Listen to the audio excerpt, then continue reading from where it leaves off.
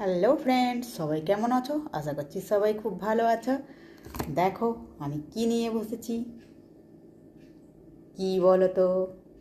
আর খেতে কার কার ভালো লাগে?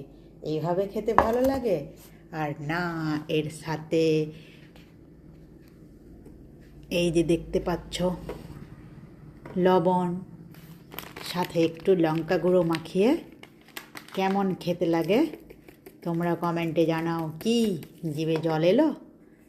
দেখো এগুলো একটু মিক্স করে নেব। লবণ তোমরা স্বাদ মতো দিয়ে দেবে।